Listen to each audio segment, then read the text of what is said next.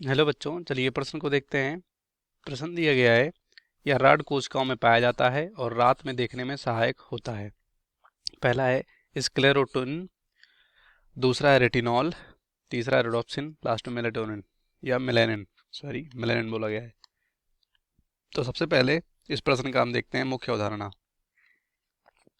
मुख्य अवधारणा, तो यहाँ पर इस प्रश्न का जो मुख्य अवधारणा होगा वो क्या होगा? रॉड कोशिका। क्या होगा? रॉड कोशिका। तो यहाँ पर जो मानव होता है, मानव के नेत्र में क्या होते हैं? प्रकाश संवेदी कोशिकाएं पाई जाती हैं। ये प्रकाश संवेदी कोशिका होता है, इसे रॉड बोला जाता है। अब यहाँ पर जो नेत्र गोलक होता है उसमें जो यहाँ पर संवेदी स्तर होता है, कौन सा स्तर? संवेदी स्तर होता है। इन संवेदी स्तरों में हमारे दो कोशिका पाए जाते हैं।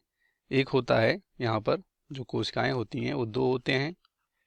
एक होता है यहाँ पर शंकु और दूसरा होता है शलाका। ये दो कोशिकाएं होती हैं।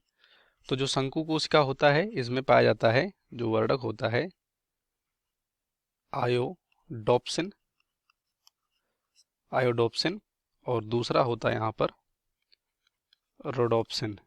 ये दो यहाँ पर वर्णक देखने को मिलते हैं।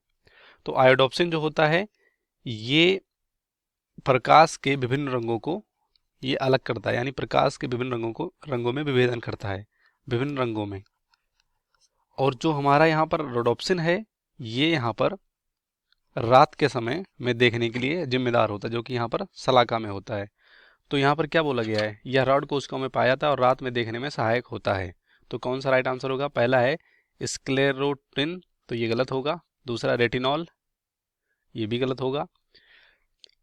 और लास्ट में है यहाँ पर रोडोप्सिन, तो ये हमारा यहाँ पर राइट होगा। और सबसे लास्ट में मेलेनिन, तो ये भी गलत हो जाएगा। तो यहाँ पर स्क्लेरोटिन, रेटिनॉल और मेलानिन क्यों गलत है? क्योंकि जो स्क्लेरोटिन होता है ये अंडों का क्या होता है? अंडों का कवच होता है, अंडों का कवच, इसलिए ये गलत है। और रेटिनॉल जो होता है ये विटामिन होता है, वो भी विटामिन ए का रासायनिक नाम है, इसलिए गलत है। और मेलानिन जो होता है ये त्वचा में पाए जाने वाले वर्णक होते हैं, जिससे त्वचा का रंग निर्धारित होता है, तो ये भी गलत होगा। इसका राइट आंसर सी होगा, बाकी सभी गलत हो जाएंगे। उम्मीद करते हैं आपको प्रश्न समझ में आया होगा। धन्यवाद।